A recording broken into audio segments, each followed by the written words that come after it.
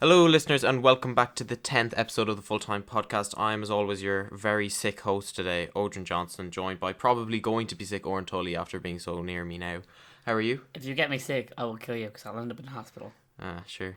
Be in hospital together, Oren. No, I will not be anywhere near you in hospital. Anyways, some good games this weekend, wasn't there? Mm? Yeah, actually, I was looking at the calendar for April. There's some class games going up in April. I'll just get them up here now. But some of the April is just a month now, is going to have so many good games on, especially... Classicals on in April, all the Champions League games are on in April, quarter-final and semi-final. Man United played Chelsea, FA Cup semi-finals are on in April.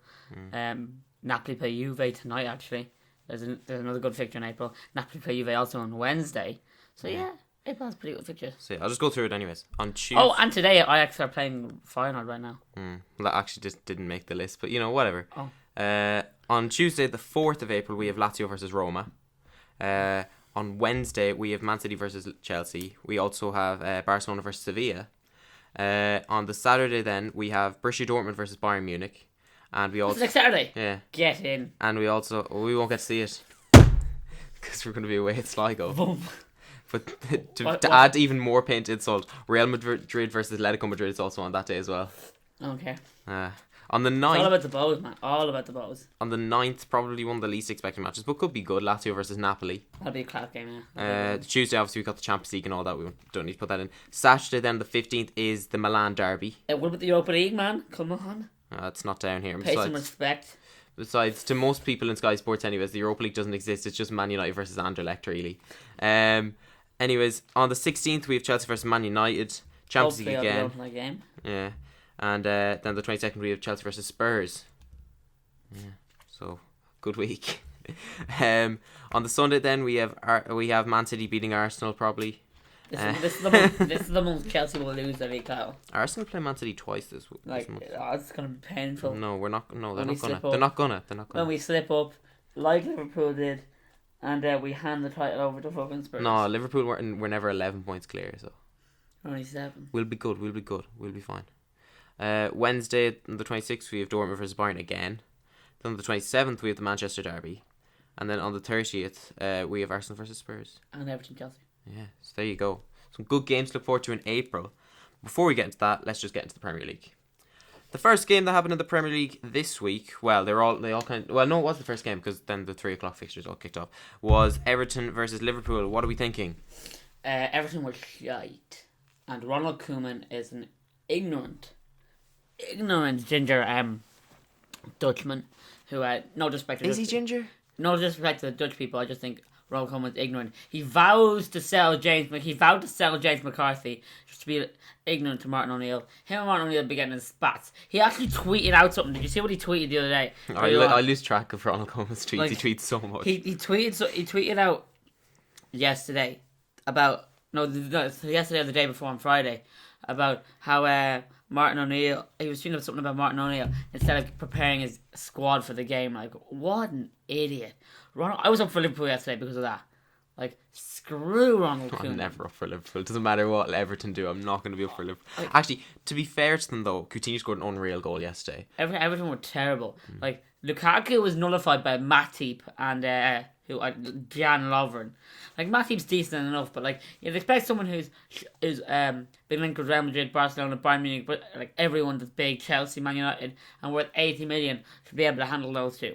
Yeah, there's been a lot of questions about him though. Everton were terrible in midfield, terrible at the back. Robles was terrible. Like, that's so like I've always said Robles is a goddamnedly terrible goalkeeper. He played for Wigan before he moved to Everton. He only moved as in like he would not be playing for Everton if Roberto Martinez was never Everton manager. Yeah, the whole thing was like he's a good sub goalkeeper. I wouldn't start him though. I prefer Stecklenburg miles over him, especially Stecklenburg. I think they're both not great goalkeepers. Yeah, I think at the beginning of the season they had bought Stecklenburg, and I think Coleman had even said himself that he was going to be the third choice goalkeeper. He wasn't even going to start, and then they just didn't get another keeper in, so he ended up having to settle with those two. Then again, you could point the finger at Liverpool as well. At least they made an attempt to sign a relatively decent goalkeeper, and that just doesn't seem to work out for Liverpool nowadays. But fair play to Liverpool though. Like, Divock Origi came on 3 minutes after he came on, he scored, which. All the Liverpool goals were class, like I thought. The Coutinho one especially was the best one out of them all. Pennington's one was I think it's just a calamity in the box. It's Yeah. just a typical goal for Liverpool to concede. Because Liverpool are terrible. Liverpool are great going forward, but terrible at the back. It's kind of when they won the league that year. Well, sorry, wait, they didn't win the league. Oh. Oh dear. Wait, did you actually mean to dig them there, or was that like just you actually just getting confused? It was me. Actually, genuinely thought they won the league because they No, you'd hear about it today if they were. because they should have won the league that year and didn't. But yeah, but Liverpool always have great potential. Liverpool are a team that always have great potential, and seem to not live up to it. Liverpool, I think. No, they're just overhyped, really. I don't think they are. You just hate Liverpool with a passion. No, no. Yes, but yes, I hate Liverpool, right? As in, I wouldn't be their biggest fans or whatever. But they always have good players. But I think they need. I think they're missing 2 key players. I think they're fine going forward because literally everyone can score for Liverpool. But I think they need a man at the centre back, right? Like someone like Vidic, a Rio Ferdinand, a John Terry, or even a Vertonghen, or who plays Vertonghen centre back. Alderweireld. They need someone like that who can command that back four. Even Per Mertesacker, right? He may not be a good player, but he's a good leader. Same with John Terry. John Terry's getting old now. He's not as quick, but he's a good leader. I think you need a leader in a team, and I just really Liverpool don't really have a leader. James Milner is all right as a leader. I would never give him the captaincy to Jordan Henderson. James Milner is all right as a leader, but when you hear words like James Milner, right, you don't think of a captain. You think of that Twitter account that he has, that someone has born James. I think that's a bit harsh on James because he does his job extremely well. I love James Milner. Yeah. I would have loved if he came to Chelsea. I'm afraid didn't. When I think of terrifying captains, I think of Steven Gerrard, I think of Vieira, I think of Roy Keane, I think of players like that. Those players kind of like, wow, that's a captain. Yeah, and I just don't think Liverpool have had that for quite a long time. I think their main problem is they never like strengthen in the places they know they need to strengthen it. Like they're always linked with attacking players, and like you need to take a look and think like, I just want to put this out here quickly. You're not going to sign Pierre-Emerick Aubameyang. I don't care how deluded you are. You're not going to sign him. He doesn't want to leave Dortmund unless he's going to Real Madrid. I'm just going to put that out there. But anyways, I just said like I knew as soon as the transfer window was open, was closed, and they didn't because they were linked with Hector a lot over the summer. And when they didn't sign a left back, I was kind of thinking, okay, maybe they might get through this. But when they signed like Klavan and didn't invest in like a proper good centre back to go next to Matip, and still had Lovren and who's the other one, Sacco, but Sacco wasn't getting game time. Sacco's a good player though. He should never have been shipped out on loan to Crystal Palace. And personally, right, I was actually talking to Big Mark O'Connor on the way home from shout out to Mark O'Connor. On the way home from the Bows match the other night. Yeah. Bows sitting past where Bows were utterly destroyed, played terrible. Vlog will be out soon.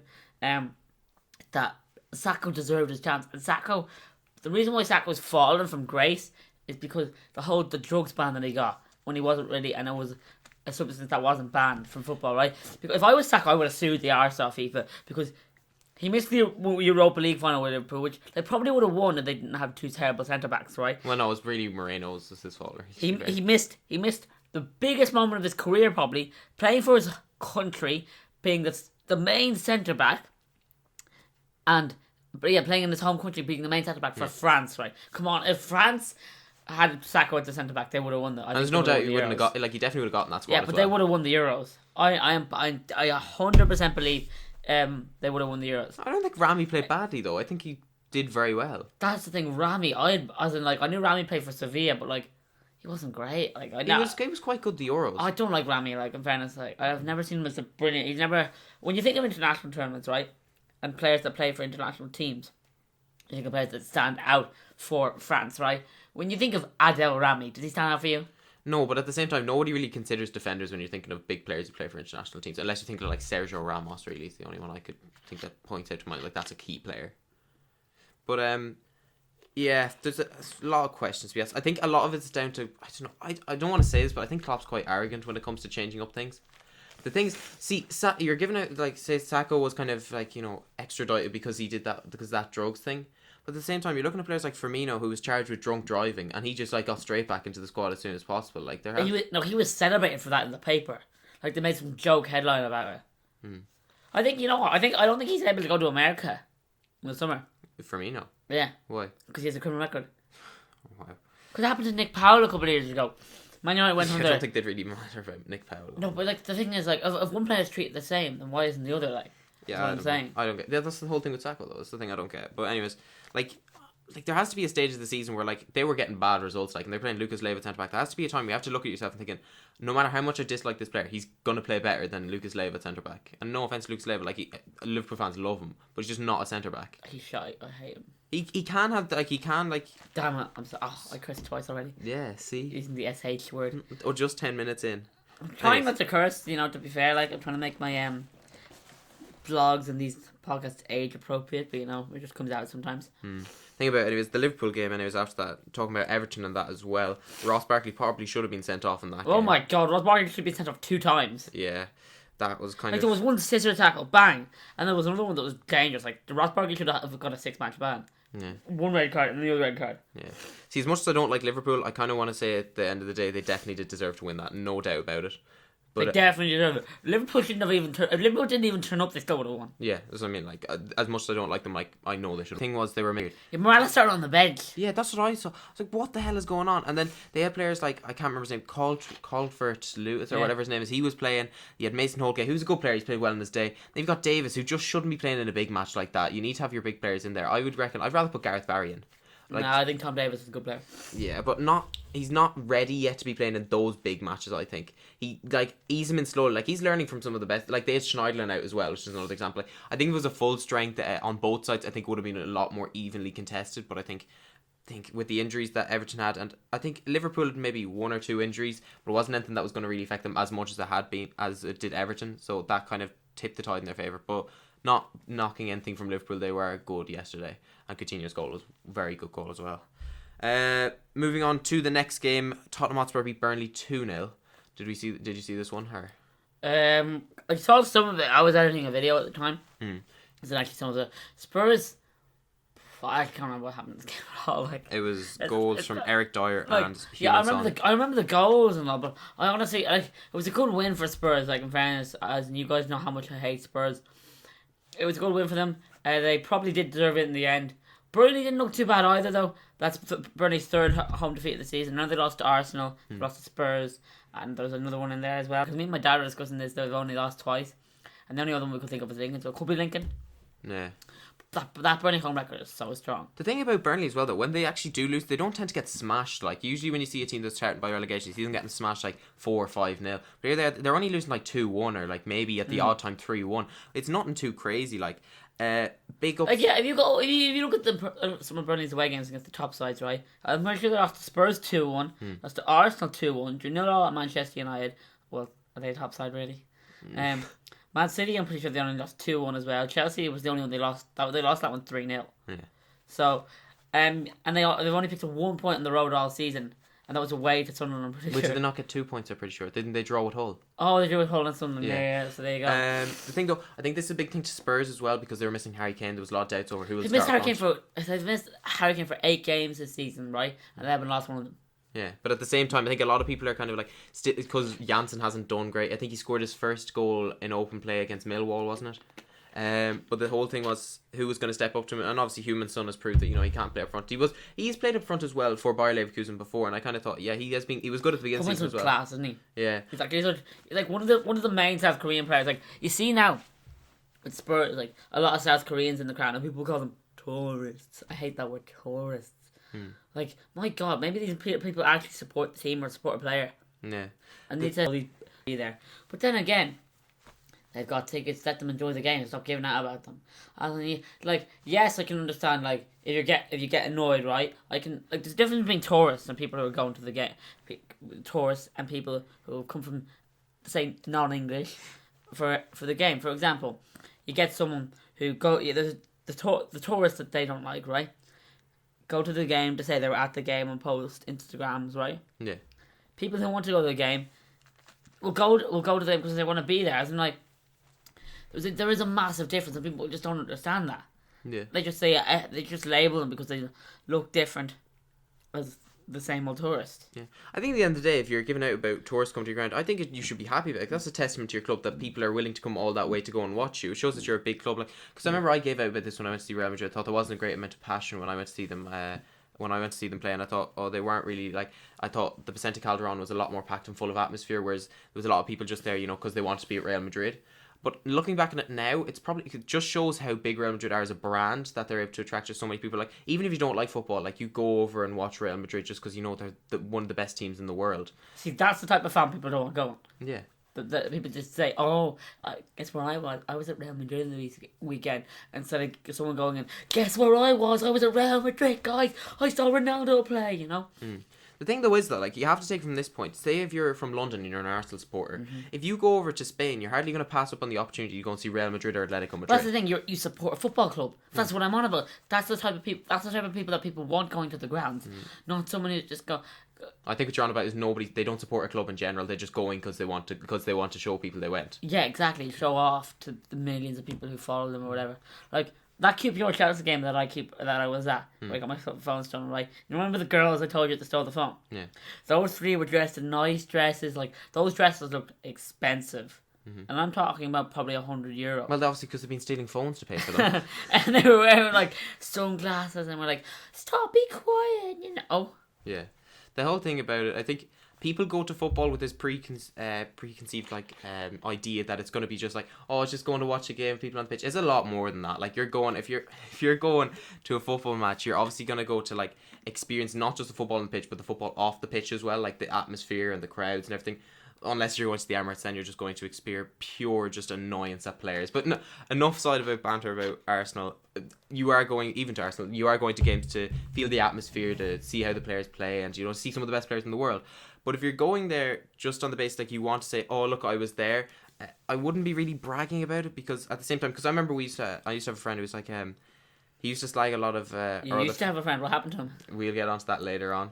But I used to have a friend anyways, and literally he didn't support a club, but he kept slagging other people out of the club, and I thought that's kind of like petty, because you're kind of slagging someone else's club when you don't technically support a team yourself, and that's kind of showing a sign of weakness, that you're not.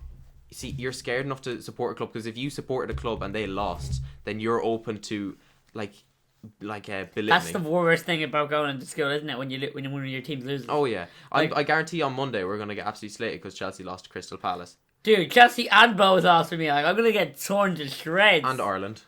Well, nobody really slags people about Ireland. Because everyone supports Ireland. Well, I don't know. Could be some other people in there that aren't Irish. Is there anybody in your school that's not Irish? Yeah, well, no, they're all Irish, but some of them are like have descents from different countries. Like. There you go. They're gonna slag you. Anyways, anything else about the Spurs-Burnley game? Spurs, but not really. No. All right, let's go on to one of the best games of the weekend: Manchester United versus West Bromwich Albion. The 0-0. Ben Foster played unreal. Ben Foster, what a guy! What is about opposition goalkeepers and going to United and giving class? Like it's the occasion, right? It is honestly the occasion. You look at teams that are going away to these big matches. You think about these tiny teams in the Champions League who are literally like Dinamo Zagreb get into the Champions League every year and get smashed. Like, but like that's what they dream. Like, that's obviously what they dream about, being smashed in every game as a footballer. But like as a footballer, you dream about playing a Champions League, whatever your level is as a footballer. You dream about playing in these massive continental competitions and going away and hoping for an insane result somewhere. Yeah, and that's what's so beautiful about football. Football is a world game, right? I could go to Costa Rica. I could go to Bahrain, right? And I'd be like, oh, do you like football? Yeah, man. And we could talk for hours. If I, for example, like rugby or GAA, and I go to Jamaica with GAA, it's like, you'd be, oh, what's up, man? Do you like the soccer? I'm like, no, GAA, man. Like, they're like, that's it, at the end of a conversation. Nice to go to London or Australia. And then with rugby, if I go to somewhere, if I go to somewhere that doesn't play, say rugby, say like Nigeria, right? They'd be like, Big ups to my boys back in Nigeria. They'd be asking me what sport do you like. I'm like, oh, I love rugby, and they'd be like, oh, I love football. End of conversation. Yeah, but you can say the same thing about football. Is an absolute, it's a communicational tool across lands. I was at the Euros, right? It's amazing. It's like literally millions upon millions. Sure, half the Irish population was over at the Euros, right? Yeah. There's nothing else in the world other than football that could, force people to spend hundreds and thousands of pounds, euro, krona, sterling, right? Yeah. To spend on football. Like, it's a whole, like a gathering of people. Not many people that get this gathered to watch the Pope say mass in Rome. Like, that's how big football is. It's unbelievable. Yeah. And look how it's growing in America. 10 years ago, people would slag off Americans for liking football. Even 3 years ago, people would have slagged off for Americans for liking football. Now the MLS is getting bigger. Schweinsteiger's out there. Beckham was out there. Keane was out there. Pirlo's out there. Villa's out there. Kaka's out there. Just actually going on that point, actually, you're talking about like how all these like kind of like legends are out there now. I think it's a good testament to the league now because a lot of those players have kind of since retired and they're finding it more difficult to play in that league. It shows that it's turning into a bigger league because like, you know, it's very like I think we were having a chat, me and Mark, about remember the way the Liverpool legends played. Shout out to Mark Moon again. The Liverpool legends played the Real Madrid 11. And I was kind of saying like, oh well, obviously Gerrard was going to play a lot better because he's been the most recent player to have played. And he was saying like, oh, I'd rather still have him at Liverpool. And I said, I don't think he'd be able to physically compete. And I said, like, he wasn't able to physically compete that much in LA Galaxy, like, because he was just, I think he kind of, like, not that he went out with a preconceived, but I think if you are a player going from the Premier League to the MLS, you'd be thinking, this is a good place to wind down my career. I don't think the MLS is that anymore. I think it's more about growing home players and trying to become a big side. Like, because you see Minnesota coming in, Atlanta, they've been doing quite well. Well, Minnesota haven't. Minnesota have really been doing terrible. They only won their first game the other night against yeah, I know, Wales but LA. in terms of Atlanta, they've been doing quite well. Atlanta have been doing brilliant. I wasn't big on Atlanta being in the league in the first place. Shout out to the Atlanta Silverbacks if any American people are watching. But yeah, I've grown to like the side. Almiron is like, what a guy. Almiron is just my boy. He is like, if I go to Atlanta, I just want to like hug him, do a bit of a handshake, dab with him. Like, it'd be just unreal to dab with Almiron. Like, and have you seen their away kit? No. Oh, it's beautiful. It's beautiful. It's magical. It's wonderful. When he runs down the wing, he's as fast as lightning. It's frightening. Shout out for Celtic to win the league. That was just so random. We were going to get onto that later about it. But I think we kind of went off point. We're talking about Man United, West Brom. Well, to be fair, there was not. How did we get up to globalization, MLS, Almiron, Atlanta United away kit, and then Celtic winning the league? I don't know how we got there. I don't know. Anyways, big ups to Alam Nyom who got a yellow card in that game. Hold on. Guys, you should know this, right? All you have to obsession with really fast black players with beards, Nyom isn't that quick. and black players with really funny names like Nyom. Nyom is a class name. I've already said this before about Nyang and Nyom. How they kind of sound like a car going down the street. Like, you know the way we're just standing there and the car's going Nyom, Nyang. You know, that sort of thing. Did you get me? But, okay, I want to talk about one last thing before we move on from West Brom. To be fair to West Brom, they didn't actually start like that big of a full-strength team because Rondon wasn't even starting. Jason McLean started. Well, I suppose that's a bit too difficult for any team to deal with, isn't it? He's been on class form recently as well. He's been playing really well. Let's just double check. He didn't get a yellow again. I know. He got subbed off though. But Rondon, to be fair, only came on to the 70th minute, and then you got players like Jakob, who would you consider first team starters, not really getting on the side, which is it shows good because it shows that players are trying to fight. And I like the way that they're still trying even after the 40 points. Because I actually really like a lot of people hate Tony Pulis. I don't know how you can hate that man. Have you heard him laugh? Yeah. One of the nicest guys you'll ever meet. One of the nice guys ever. And like, yeah, he just seems to be real down to earth with his squad. And I know he loves Darren Fletcher as well. So yeah, he's bringing in players and they're trying to get them going again, and trying to turn them from a mid-table side. Obviously, they're playing not great football, but you have to take that stepping stone if you want to become a top side. Moving on from them, we have Watford beating Sunderland. Sunderland crap. Well, is there anything to say about Sunderland? Really? No. They're going down. Poor David Moyes. The poor guy. He just seems to more I don't feel every sorry week. for David Moyes at all. As much as I hate the Ranieri sacking, look what it's done for Leicester. Turned the season around. Swansea's season turned around. Marco Silva turned the whole season around. Shout out to my boy Marco Silva. For Hull are now level on points with 17th place. Can't remember who's 17th place. Swansea. But Hull are going to survive. Marco Silva unbeaten 3 years at home. What a guy. Who else changed the manager? Middlesbrough, but they only did it recently. Aren't doing too well. So a lot of teams have changed the manager. Crystal Palace, who won at Stamford Bridge yesterday, changed the manager, doing superb. So yeah, I don't know why someone just didn't decide, you know what, David Moyes, bye, and change the manager.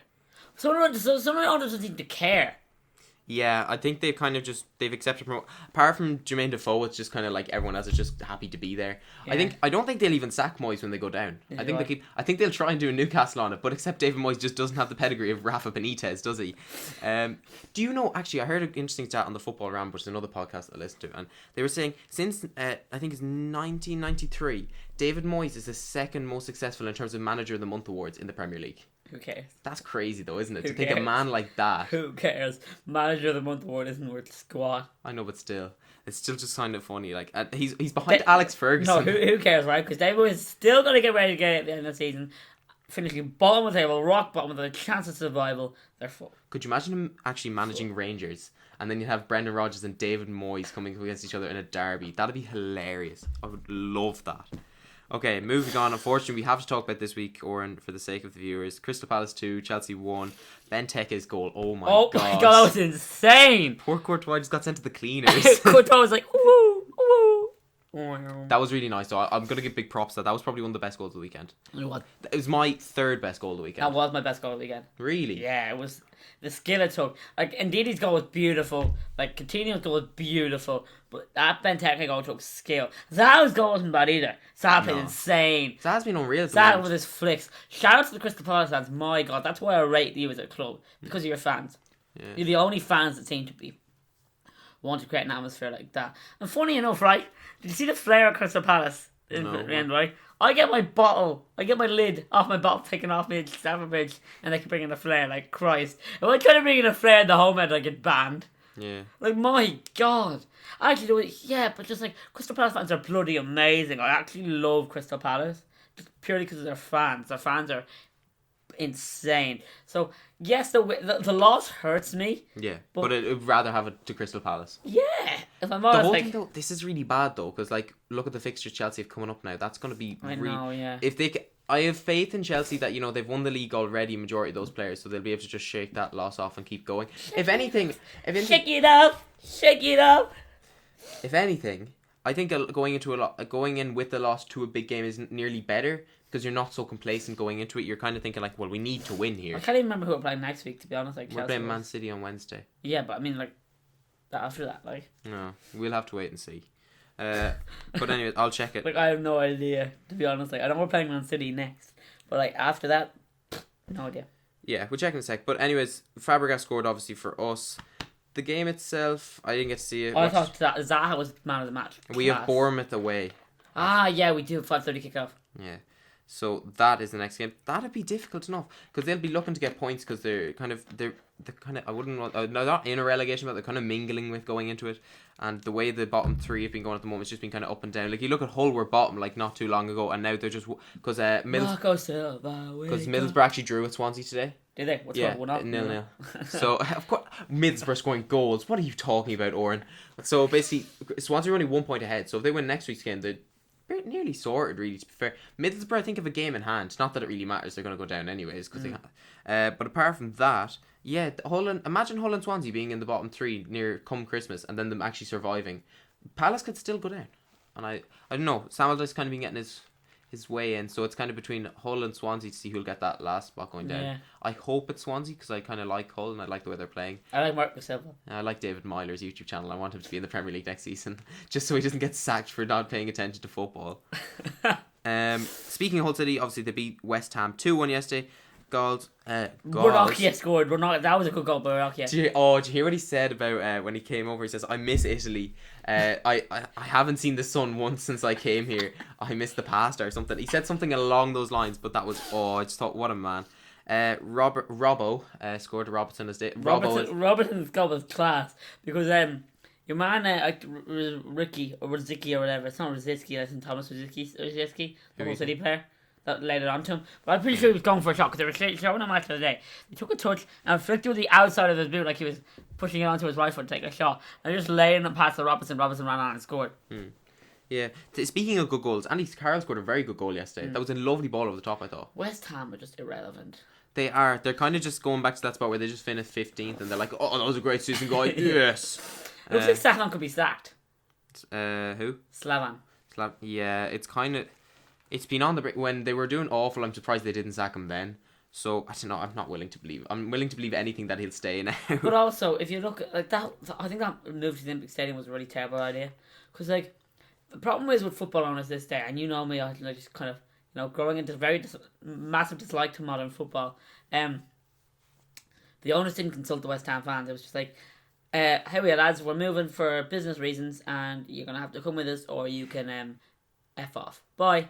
Yeah, that was just it. And like, if you think about it, right? I watched The Guardian did this little video, and I totally agree with it. Not, because I've been there 3 times, right? Yeah. And these cafes that were built around Upton Park, these little stalls where you buy your badges, your scarves, were built around Upton Park. These little pie shops, these burger vans, built around Upton Park. Gone. Out of a job, out of money. That's the thing that happens when everyone moves a stadium. Something's going to happen. But that's their business gone, though. That's like you can't. And these are fans. These are people who were considered by they didn't consider what the fans wanted, and that's the problem. Like that's why I'd love to be a football owner, right? Because I'm a fan.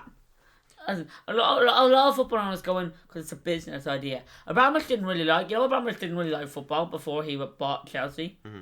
As in, he was either going to buy Chelsea or Tottenham. Honestly, if Chelsea didn't make Champions League, he would have bought Tottenham. Yeah, and then he realised it was Tottenham and said, "No, better get away from that team." So that's the thing. And then if you look, like owners these days are just terrible. That's what I love about Germany. It's their fan out 50+1 rule. 50+1% of the club has to be owned by members. Yeah, it's a great idea. Yeah, in terms of the human side of it, yeah, I don't like the way that people are losing their jobs and all that. But at the end of the day, like it was going to happen sooner or later because that club's going to move in the future. I know, because they're not just built a new stadium around Upton Park. If the fans really wanted it, like if the people who own those shops really wanted it, they could go out to the London Stadium. No, here, the same Guardian one, right? The people around the area had an interview with the board, and like it would be like, oh, you could come with us. We don't know yet. And there was no, after that meeting, there was no talk. And I don't know. It's West Ham. Who cares? I care from a fan perspective, though. Yeah. From a fan perspective, it's just not right what they're doing. It just burns my bubbles, man. Well, we could say the same thing about that when Chelsea said that you can't sell their crest anymore in the stalls outside. Remember, they didn't allow them to have the name. Yeah, that's ridiculous as well. Come on. Yeah. Chelsea are... That really annoyed me because I know I go to these stalls all the time and buy something off them. I'd rather buy something from the stalls than actually in the club shop. Obviously, like the jerseys and whatever, you can't actually buy in the stalls, but yeah, I'd rather give my money to the guys in the stalls. It's cheaper as well. No, not that it's cheaper. It's just like this is what some of their income from is like. Yes. And like Chelsea are a multi-million-dollar company. Like they're grand if I don't go in and give them £3. Yeah, but that's the thing though. Chelsea are a multi-million-dollar company, and so is the Premier League. But if I give one of the stall people £3, it's like yes, a £3, and it's just them. But if Chelsea gets £3, it's just like, But the thing from the business perspective though is that like they're entitled to do that because it is copyright because it's their crest, and like you could say they were maybe lenient enough letting them have the name and all that before. So I don't know. Maybe they're just cracking down on it now. Obviously, I don't agree with it, but it is. They are allowed to do it. But why? I think it's ridiculous. As in, they're not doing any harm though. Yeah, but they're not doing any harm. But the people who own clubs in football, especially in the Premier League, want money. So it's nothing you can do about it at the end of the day. But that's just what they want. I wouldn't care. Well, yeah, you wouldn't care, but a lot of people who get into football, as you said, honestly, do it for the money. If I won the Euro Millions, I'd like put money into a football club and like see it from a fan's side, right? Yeah. Like you want lower ticket prices, let's negotiate because I think people I was talking about ticket prices with the Posh Boys. Shout out to the Institute. That we were talking about ticket prices, right? Mm-hmm. And we were on about like some of them were like really looking for like really cheap ticket prices and saying oh £60 great for a ticket. Go for somewhere in between. Negotiate with the clubs and stuff like that. Under 18s, right, should be able to sit anywhere in any ground for say something like £20-15. Mm-hmm. That's how it should be. Say people who are out of work, like people who are looking for a job, want to go to a game, they should probably be charged, say, a bit more, £25, instead of having to pay £50. Like, as in, there should be different criteria for what you should have to pay. Yeah. Because it's ridiculous as someone who is an age like myself, I want a bit of atmosphere. I don't want to sit with 6 and 7 year olds, right? And I want to create a bit of atmosphere. I have to pay £50 for a ticket. But that's if I'm going to a Premier League game, which that £50 doesn't include my flights, my transport around London, my transport around anywhere I go. Yeah. Then I go to a League One game here. Well, you can't really blame the clubs for your cost of flight and all that. Like, I'm not blaming my cost. You're talking about like they should have lower tickets, really. Yeah, I'm just talking about lower tickets. I'm just talking in general. And then if I go to a League One game here, even if I have to pay in, right? Because when I sell programs, I'm getting free at Bose. Yeah. The most I'll pay is a tenner, like. Yeah, but how, like... A tenner is grand. Like, you're looking at these players, though, you get a decent... You get a decent quality of football. You get to sing, you get to sing, you get to stand up. You don't have any big fat people saying, "Oh, I sit down," right?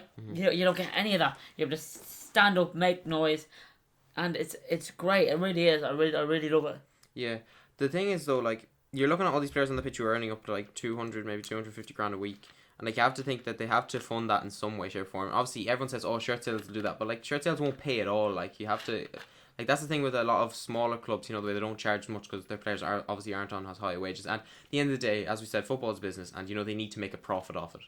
You know what I think, right?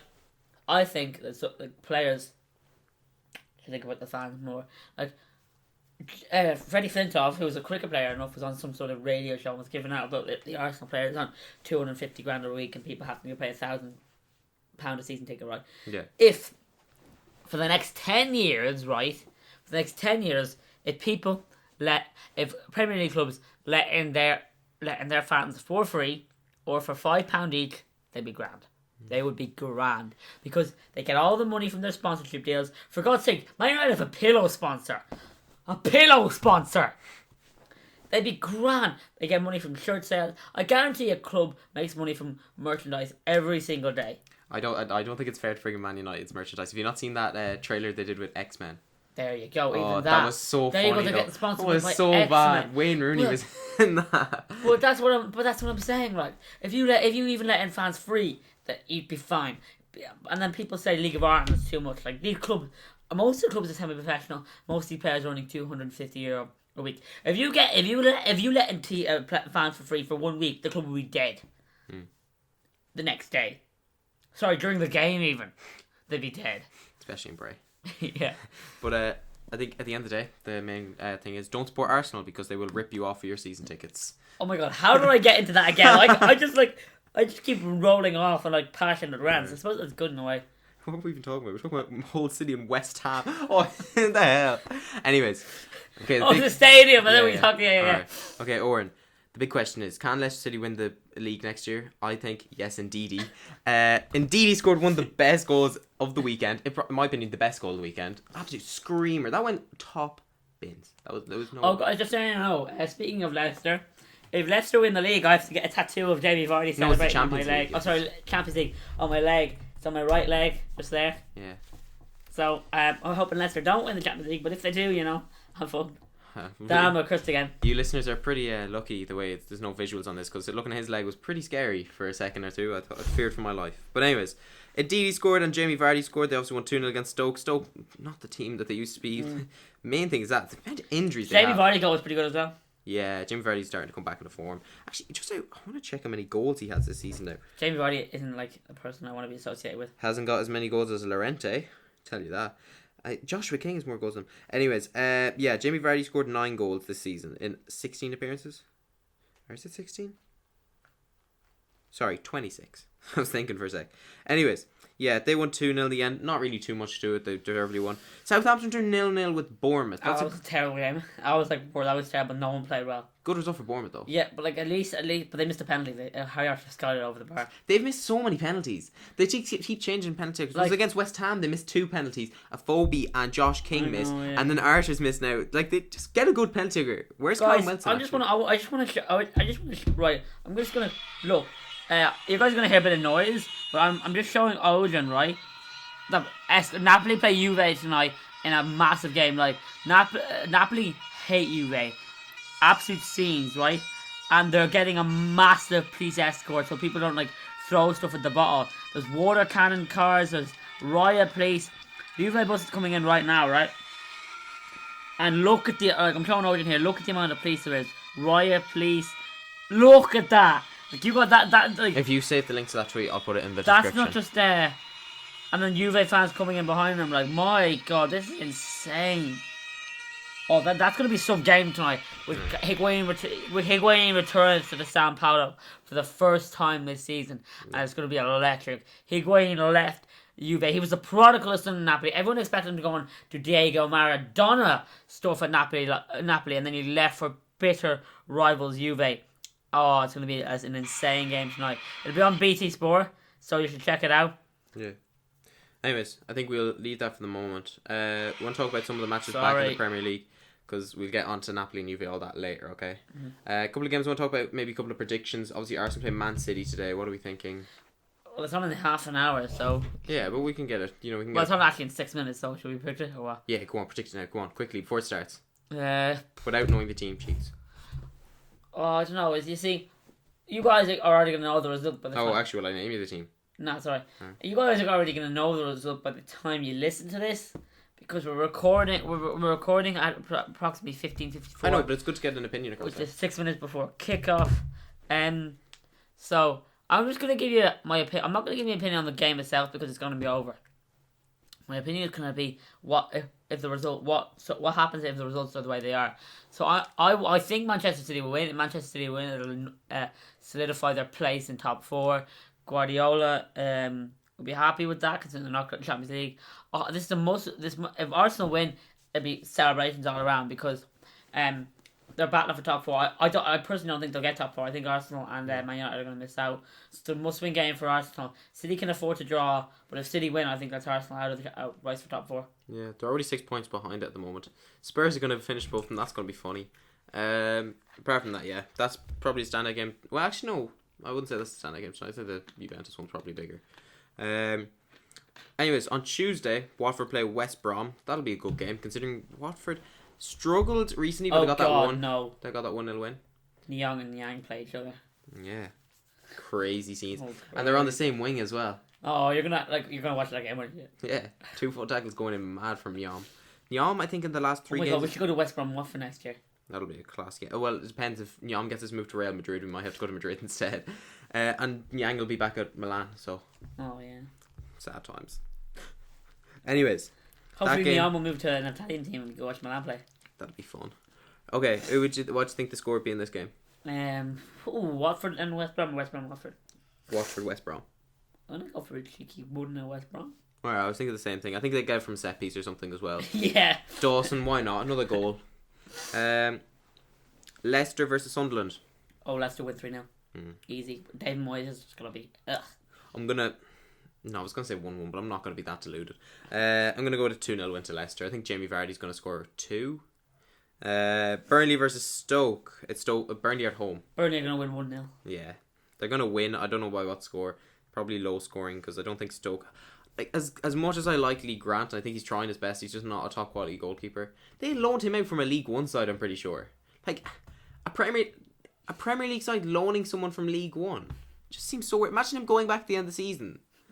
It just doesn't seem it should happen. It's like, oh, how was Stoke? It's grand. What the hell? Man United play Everton. That's probably going to be a very big game. Man United Everton. Yeah. You know what? No. 0-0. Yeah, why not? I'm going to go Everton to win 1-0. Oh! It's at Old Trafford as well. Who's going to score? Not Lukaku, because he doesn't tend to score in big games. Morgan Shilton. He's injured. Is he? Yeah. How long is he out for? I don't know how long he's out for, but he can't play today anyways. He didn't play yesterday. Leighton Baines penalty. There we go.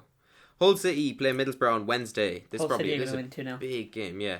I'm going to go a 1-0 just to Hull. Just about. And them to get it in like the last few minutes. We're Nokia! I was thinking more of a Marshall from like the corner. This will be the game where, right, honestly, Middlesbrough has turned it around because Middlesbrough can't score for their lives, and Marco Silva's been unbeaten at home. Is unbeaten at home in 3 years, so Middlesbrough could win that. That'd be crazy. That'd be just football. To be beaten by the side at home that is renowned for not scoring goals. That's just football in a nutshell, though. That happened. Imagine your team being famous for not scoring. Like, imagine how bad that would be. Anyways, Swansea play Tottenham. That's a big game for Swansea. They could decide whether they get relegated or not. 1-0. Ooh, that'd be a big blow to Spurs. But then again, yeah, Spurs. Arsenal play West Ham. That just has reeks of two crap teams. The Emirates. Yeah. Arsenal are going to win 2-0. It's going to be 3-3. Why not? It's going to be one of those games where nobody will win. will score and Sanchez will score. No, what'll happen is West Ham will score 2. Then it'll go to 3-2 to Arsenal because West Ham are bad. And then Andy Carroll will come on and score a 90-minute bicycle kick. That's what's going to happen. That's all going to happen now. Southampton play Crystal Palace, which is a big game. I'm going to go for a 2-1 win for Crystal Palace. Ooh, that's good. Purely because they just beat Chelsea and they're going to be coming off a huge momentum. Yeah, I think Southampton are going to knock them back down to earth and Gabby Dini's going to smack in a hat-trick. Okay. And Crystal Palace are going to win 4-3. No. I'm going to go for Johan Kabay I'm with for Zaha to score. Randomly, Kabay. You don't see him score many goals I now. like Kabay. Anyways, Chelsea, Man City. I don't want to predict it. Why? Cause, Too scared. Yeah. Yeah. I'd take a draw, personally, but I'm gonna go for 1-0 with Chelsea. Liverpool versus Bournemouth. What are we thinking? Liverpool are going to win, yeah. Bournemouth 3, Liverpool 3. I can't see anything else other than Liverpool win. To be honest, like. I think a lot of people at the beginning of January couldn't see anything else but Liverpool win, and look how that turned out. No, in all honesty, I think they're starting to get good again. I'm gonna go for a draw though. I'm going to go for Firmino and Coutinho to score. So 2-1. 2-0. 2-0. I'm gonna go for a 2-2 draw. Okay, getting away from the Premier League now, let's move over to the La Liga. Alright, first game in La Liga, obviously this weekend we had Real Betis being beat by Espanyol.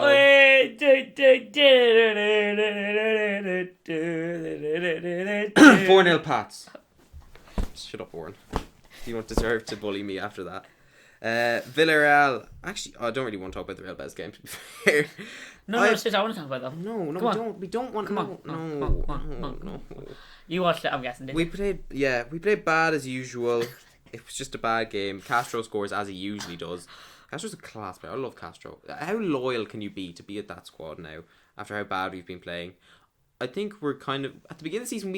What is it with us going to Madrid and then like drawing 0-0 against Real Madrid and then losing like 5-0 to Granada the next week? It just doesn't make sense. It just doesn't. Betis beat Real Madrid though. So Real Madrid beat Betis 2-1. Yeah, I know what I'm saying. Like we draw like 0-0 with them. Oh, right. We drew with them last year actually 1-1. Nice. We scored in the 7th minute and then Benzema scored near the end. It was kind of annoying. We drew with Barcelona this year. Big controversy. Don't you have an uncle that lives out in Betis? In No. Sevilla even? No. Do you know? That was Joe who we met yesterday. He goes out to Seville a lot. Ah. Yeah, he's not from Seville. That's how he knows all the Spanish is. Yeah, your favourite guy ever yesterday scored a goal, Reyes. Oh, for fuck's sake!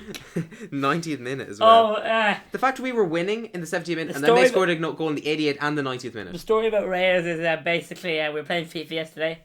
I was basically in Mexico for like 5 games straight, and like he scored like 2 own goals and got sent off about twice. So yeah, I still won every game I was with Mexico. So shout out to L3. God, I've given a shout out today. No, you lost your first game against me. No, because remember I was there. Remember Ivory Coast? But I was USA. Remember? Who was the one after that then? Colombia. We drew 4-4 and I won on pens. Alright, fair enough. Yeah. Ibar beat Villarreal 3-2. Did they actually? Go on, boys! If I'm right in saying they're scoring some unreal goals at the moment. Like Bath boys. Respect. Pedro Leon, Garcia, and Inui. I don't know how to say his name. Inui, yeah. That is right. And then Soriano scored 2 for Villarreal. I'd love to see Eibar in Europa League action, man. Like imagine Eibar at the Emirates next year. That'd be fun. Oh yeah, I would go. that's considering if Arsenal even get top 6. I would definitely go for Eibar. Like. Eibar are in 6 at the moment. It'd take a lot for them to get into that top 6. Well, not really. It'd take 4 points, but Villarreal and Bilbao are above them, and I don't know. The Basque boys seem to do it. Speaking of Bilbao, they won 2-1 against Osasuna. I also like Bilbao. Goals from Aduriz and Iñaki Williams. Aduriz is a king, isn't he? Yeah, And 35. Exactly, 35 years old and still Who needs banging them Zlatan in. when you've got Aduriz? Exactly.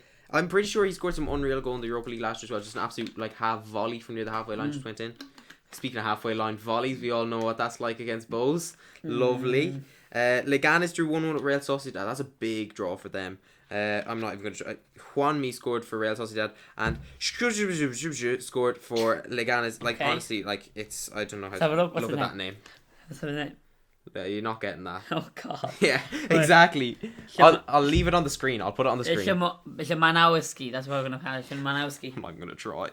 Atletico Madrid won 2-0 against Malaga. That was one of my bigger games to have the weekend because they're kind of two relatively decent. I think Atletico Madrid. Imagine if Atletico Madrid turned it around and won the league. How many points are they behind? I'll check now. But anyways, Coque and Felipe Luis scored for them. Well, Atletico 15 Madrid points behind. are they're not even that. They're let me see. Well, Real Madrid have 2 games in hand on them. But at the moment, it is 7. That's not bad. I know Real Madrid 2 games at hand. Yeah, but if they win those 2 games, that's 13. Yeah. Anyways, my maths was tested there. Anyways, It was. Real Madrid are actually winning at the moment. And you're doing better than Alaves. maths. Yeah, I am. Doing quite well as well, if I do say so Oh, myself. actually? Yeah, Nice. hopefully. Sevilla drew 0-0 with Sporting Gijon. Oh my god, Sevilla again. Yes! They keep dropping points. I can't really give out Betis loss, so I can't really celebrate You hate this. Sevilla. Well, yeah, you do if they're your rivals, don't you? Yeah, Sevilla. Yeah, go on. I hope Salomon Nasri got sent off. No, unfortunate. Yeah, that's about it in La Liga. There was nothing really else going on. Let's move on to the Bundesliga. Okay, so Hoffenheim beat Hertha Berlin 3-1 in what is a very good game. Hoffenheim, am I right in saying they've only been beaten once this season? Mm-hmm. That's unreal. If this was some team in the Premier League, you wouldn't hear the end of it. Instead, No, this yeah. Hoffenheim, who were relegation favourites last year, are doing unbelievable this season. Big shout out to their manager, who is, I don't even know how to say his name, Nagelsmann. He's like 29 years old. Julian. Like, people are going to give out to me for even bigging him up and not knowing his name, but I knew he was very good and he's quite young, but I just don't know how to say his name. Anyways, Kramaric scored 2 goals for them along with Sula, who's actually going off to Bayern, speaking of them at the end of the season, and Pekarik, or whatever his name is, scored for Hertha Berlin. Team I might actually get to see this summer play in the Bundesliga. Yeah. Because I'll be over in Berlin at No, the time. don't go to Hertha Berlin, go to see Union play. No, I'm telling you this because you'll definitely get to see an Union game. Are they in the second league? Yeah. I think the second league starts before Bundesliga. It does, that's what I'm saying. Yeah. Like, I can get both then. No, because like if you're going over in mid-August, like you might not get Bundesliga because that starts in the last week. Yeah. But I'll be there the last 2 weeks. you'll hopefully get an Union game in. I just missed an Union game because we were going to Krakow that day. I was raging. You could go see a third or fourth division game, which I did. I saw Dinamo play. I saw AK Berlin play as well. Yeah. That was pretty good. Anyways, moving on to the next game, Bayern Munich beat Augsburg 6-0. Big Lewandowski again showing how good of a player, scoring a hat-trick yesterday. And Muller scored 2, and then Thiago scored 1. The real game in Germany yesterday was the Revier derby between Schalke and BVB, which ended 1-1. That was actually my game for the weekend as well, in terms of the Bundesliga. I'm kind of annoyed Dortmund didn't come away with winning that, but I knew they wouldn't come away. They've been terrible away from home all year. That's why they haven't been doing as they've well. been terrible in the league all year, basically. Yeah, but like I predicted them to win the Champions League. Remember that? Yeah. Because I've been saying, Could still happen. Forget the league form. Monaco, they did draw probably after Leicester the easiest team. I think they would have taken Monaco over Leicester as well, because Leicester are just absolute brutes. Like I think Atletico Madrid was probably the worst draw they could have gotten. Like even people are like, oh, but they could got Barcelona, could got Real Madrid. They're nice teams to play against. Atletico Madrid will bully you. Exactly. They will actually. Diego Simeone, I wouldn't be surprised if he went on the pitch and put a two-foot tackle in. Like that's how bad they're. Both of those teams are absolute brutes, and that's how they win games. See, I think Richard Dunn actually said a really good thing. He said, English teams don't do well in the Champions League because they don't play the English style of football anymore. They sort of tiki-taka and try and outsmart someone at their own game. That's like me trying to beat some mathematician in a maths quiz. That's just not going to work. That's what I'm saying. Like too many people try to beat. Like I think Man City went to the new camp, right? Got smashed. I was like, you're trying to play tiki-taka football against the maths, which is tiki-taka. What the hell are you doing? Like, come on, common sense. Yeah, like it doesn't take that much to beat Barcelona. Just exploit their defenders, play it over the top, and just smack it in. That's all you have to do. They're not that good of a side to play against, and obviously it's probably not as simple as that. But you have to admit, like, their defense isn't great. Umtiti's the only reason they're not conceding as many goals as they are. I don't care what anyone says about JRPK. He's not that good. He's not compared to some other. Certainly good at picking up women though. Isn't she like 20 years older than him? Shakira's not 20 years older. She's like 50 or something. Shakira's 50. Yeah. No, she's not. Check this up now. She's around that age. Shakira's not fucking 50. They only had like their second kid recently. She's definitely a lot older than No, that's bull. Shakira's not 50 years old. She's a lot older than what's his face? PK. Okay, let's try and find this. No way. I refuse to believe Shakira's 50 years old. Like. No, she actually is, which is really weird. Let's see. Okay. Oh, come on. Singer-songwriter. Don't know why I have to search this up. No way. I refuse to believe that Shakira's 50 years old. Like, we'll come see. on. We'll see. She's 40. 40. There you go. That's not that Still, old. that's a lot older than Gerard Piqué. That's like 11 years. True. Anyways, getting off Shakira, getting back to football. Yes, again, Barcelona. Yeah, we'll get off that. Anyways, talking back the Bundesliga, RB Leipzig won a game against Darmstadt. Won 4-0. Actually, Naby Keita has been linked to a lot of clubs. Has scored 2 in that game. I'd love if we left. Oh, I'd love if any of them. I'd love if they all left. I love if the club just didn't exist. But I didn't know you hated Red Bull. Well, kind of begin to, because people are like, oh my god, they're so good. Oh my god, they're such a good team. RB Leipzig, or as they like to call it, RB Leipzig, because they don't know how to say it. But anyways, yes, Forsberg scored. It's been unreal for them this year. And then Orban, who I don't really know who that is, so can't really comment on that. Getting off that, Werder Bremen beat Freiburg 5-2. Whoa, really? Yeah. Gee, that's a great result for the Bremen, like, because then they've been struggling for relegation. Okay, Cruz has scored in the 21st minute. Then Delaney. Yeah. Is he Irish? No. Probably not. Danish. Scored 2 goals in the 45th plus 2 and the 47th. Then, Freiburg kind of, maybe thought they could get back into it. They scored a goal in the 64th. Then Bartel scored, and then Grifo got a goal, and probably was in grief anyways after scoring, because they were 4-2 down. And then to add insult to injury, Delaney scored his hat-trick in the 85th minute. And thus Werder Bremen beat Freiburg. That was a beautiful rendition. Oh my god, Hamburg won a game. Against Cologne. Get in, my boys. You are not going down this year. Muller and Holtby in the 91st minute. Speaking of teams from Hamburg, St. Pauli lost this weekend and are back in the relegation playoffs. Good. Go away. All your teams are losing. This is just not a good weekend for you. No, it really isn't. Speaking I knew we couldn't go by without a 0-0 draw. Eintracht Frankfurt drew 0-0 with Borussia Mönchengladbach. Fun. I don't know if Hamburg got relegated. And if St. Pauli stayed up, we could go to that Hamburg derby next year. It'd take a lot. Actually, no, it wouldn't. Oh my god, they're only 1 point off relegation. Hey! Because I looked at the bottom, and there's just it was 15, 19, and then third bottom's in 20. I'm pretty sure Ingolstadt and Darmstadt are just already gone. Yeah, there's no way they're getting out of that. They were the good field stories of last year's Bundesliga, but now they're just ugh. Yeah, that was it really. Anyways, let's move on to the Liga in France, in which there was the cup final at the weekend, which ended 4-1. PSG annihilated. Poor Monaco. Have some respect, PSG. These guys are top of the league. Do you think maybe they just didn't field a full strength team because they wanted to prepare for the league? Did they not field a full strength team, no? Well, I don't think they fielded their best squad anyways. I think a couple of key players were left out. But I think PSG are kind of thinking I think PSG have the depth anyways to do it. Yeah, exactly. But the thing is... That's the thing with I think a good title winning squad has to have the depth. Like, you look at Bayern Munich, you look at Barcelona, you look at Real Madrid, especially Real Madrid. Their depth is different to Barcelona's depth. You look at Real Madrid and Bayern's depth, their depth is 11. Is the players that should be on the starting 11. Yeah. Like, James Rodriguez isn't one of their starting players.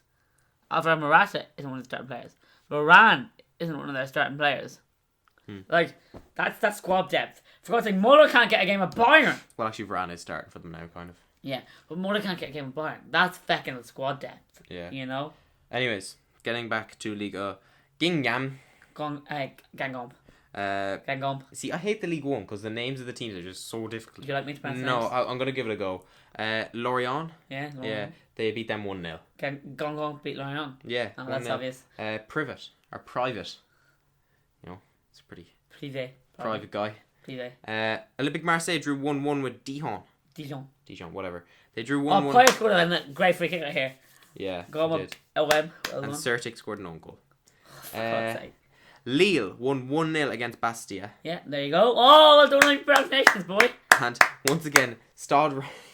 They haven't won a game in so long. They've drawn again with with Lyon. Win a game! Just it's not that difficult. How long has that been going on for? I swear to God, last time I checked it was December 4th since they'd won a game.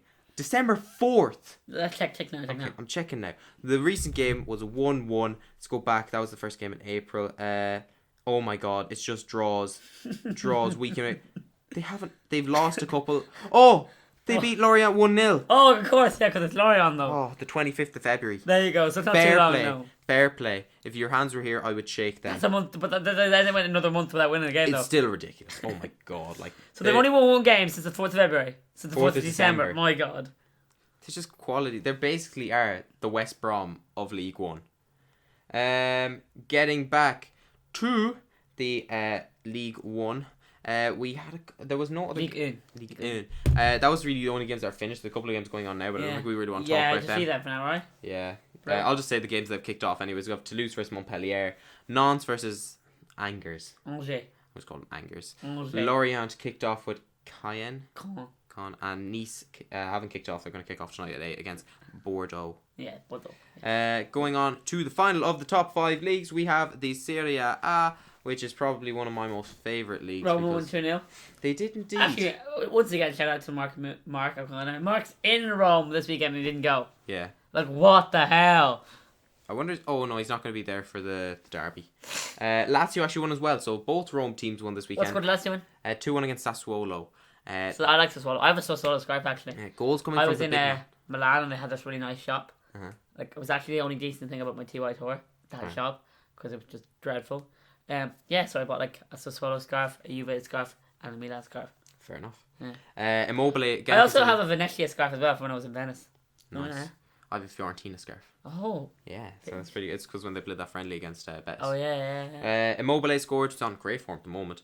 And Consigli scored an own goal for Sassuolo. And then Berardi, who's one of the hot talents coming out of Italy at the moment. Like, a lot of people are kind of pushing him down.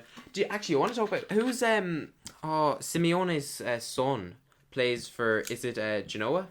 Oh, yeah, he does, yeah. Yeah. And they asked him midweek, because he's been doing so well at the moment, considering that squad isn't great, he's been doing quite well for it. And they asked him midweek, would he ever consider signing his son? And he said no. He just said he wouldn't sign him up because he said I think he wants to keep his personal life out of football. But that's it. That's an alright way to look at it though, because in some ways you do look at it and go like, you might, if you sign your son, you might pick a bit of favoritism, like. Yeah, I think it's okay. It's okay now, but if his son was the best player in the world and he was offered to go to that club, like the fans would be going mental. Just sign him, Simeone. Just do it. But anyways, yeah, he has been doing quite well. It's only his first season in the Serie A as well. A lot to be said. I hope he goes to a big club. I'd like to see him do well. Imagine that, because his dad did really well at Atletico Madrid. Maybe. And Lazio, his dad played for Lazio as well. Yeah, maybe maybe Simeone actually left Atletico and then Simeone went to Atletico. That'd be pretty funny, Just kill yourself, please. I think it'd be quite cool continuing on your father's legacy. He's like Enzo Fernandez for Real Madrid, but then again, he's not great, so he's okay, but not amazing. Udinese drew 2-2 at Torino. Joe Hart yet again failing to keep a clean sheet. Moretti and Belotti again scored. Oh my god, Belotti! There's no way they're gonna keep him. I can't see them keeping unless they just decide not to. Just the transfers are off. To just like Belotti, go to your room and think what you've done. You're not leaving.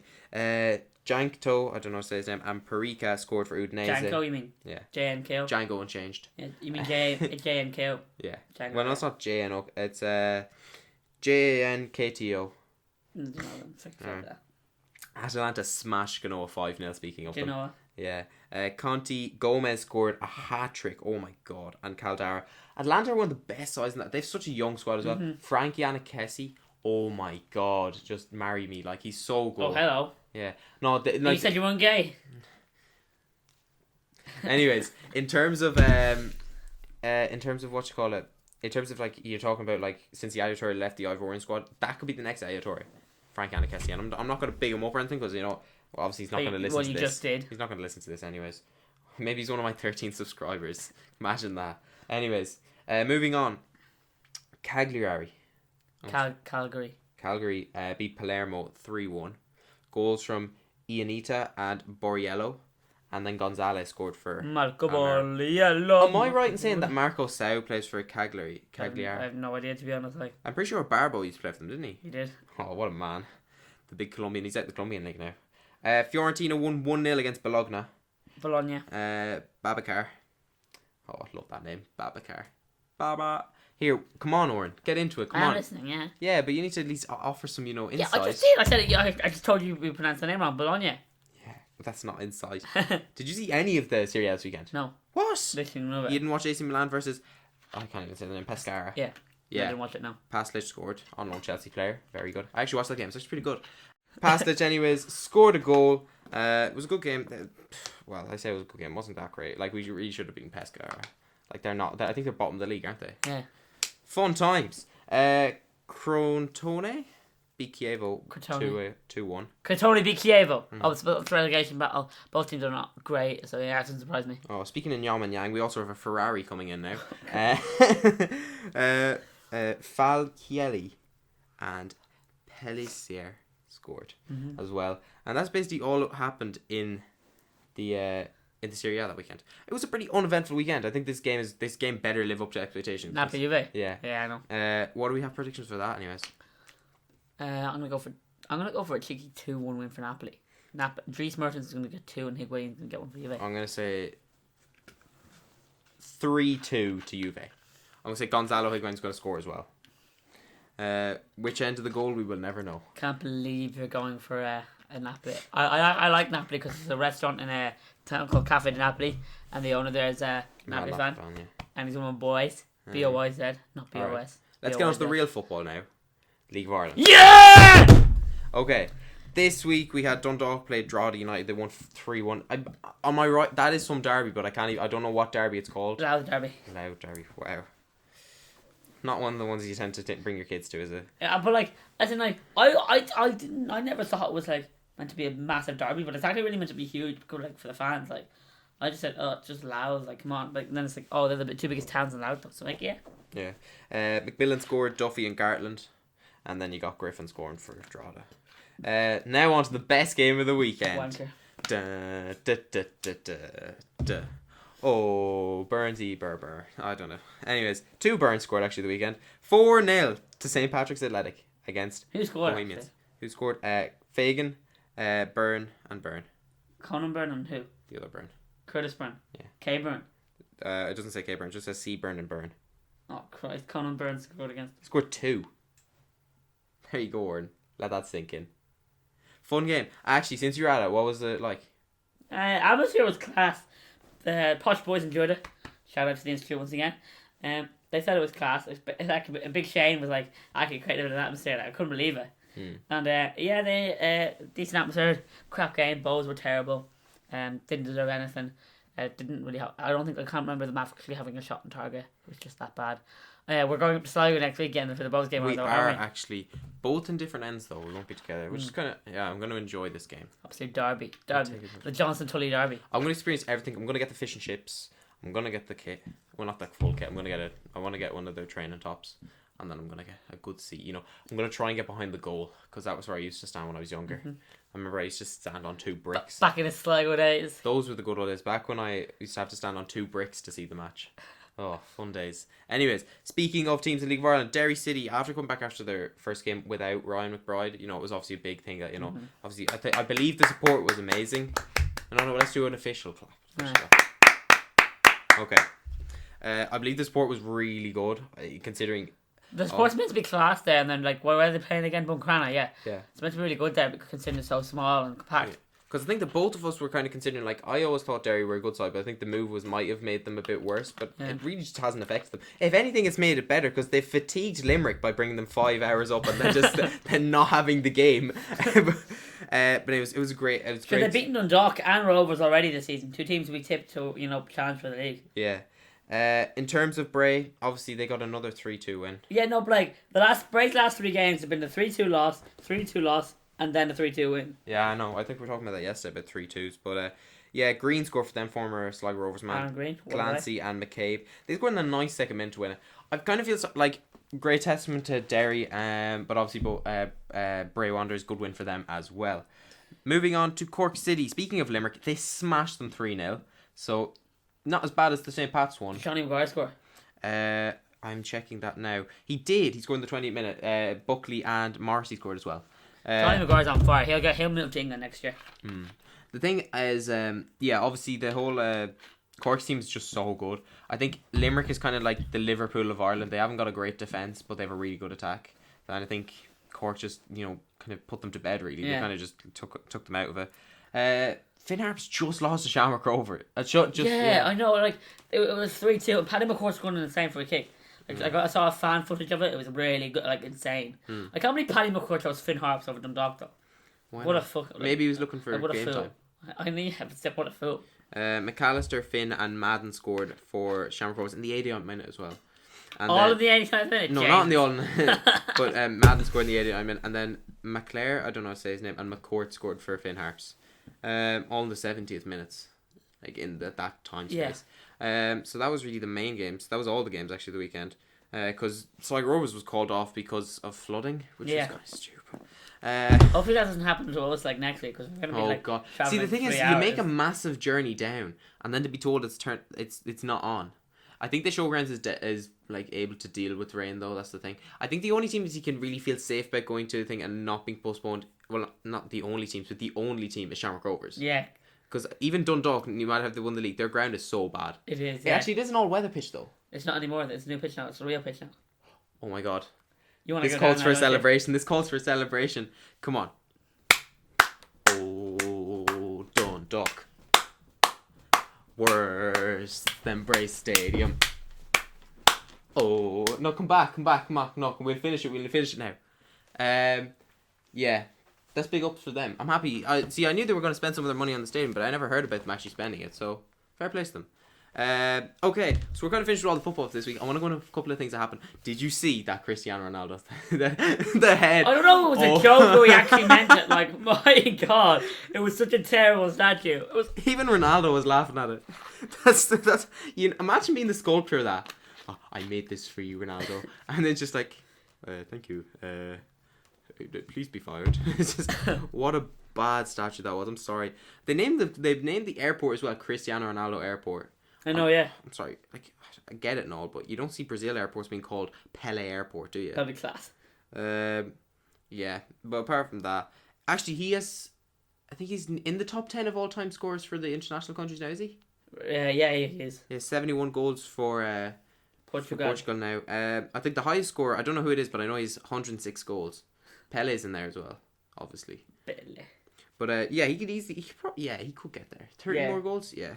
He'll get Neymar, there. I think Neymar definitely cracking stats. Neymar will crack it. Neymar will destroy it. He still has years left. Isn't he scored like 50 goals already? Yeah, something like that. He's mad. He's insane. Neymar is just a bloody legend. Yeah.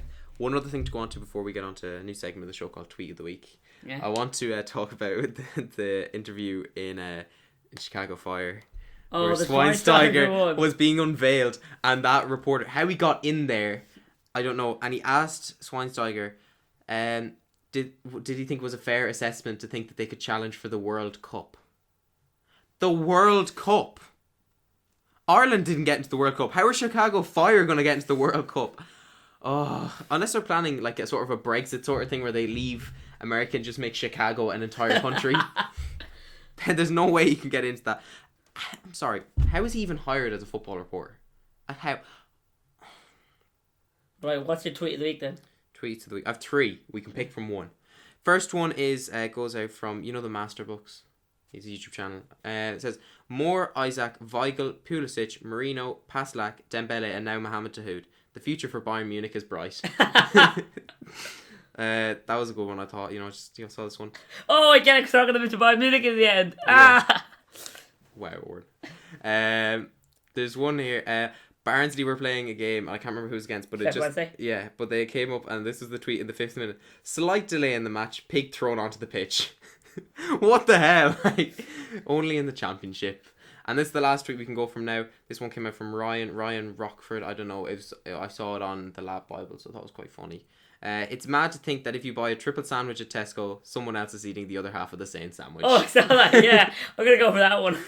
I think I'm torn between the Master Books one, but that's already like that was intended. That was just like a kind of an obvious joke to make. I think the sandwich one was just kind of out there, and we need to give us that. What's his name? Ryan Rockford. Shout out to Ryan Rockford. Yeah, let's give him a clap. That's our tweet of the week. And is there anything else you want to finish up on before we go on? Well, St. Pauli lost. Don't want to talk about that. Chelsea lost. Don't want to talk about that. Again. Both lost. Don't want to talk about that. Ireland lost against Iceland. Don't want to talk about that. So no, I'm going to say. No. Chelsea lost. Betis lost. I think the only thing I can take, retribution from is that Sligo didn't play. Yeah, exactly. So, well done to Sligo for not losing this week. Okay, until next week, guys. We'll talk to you guys later.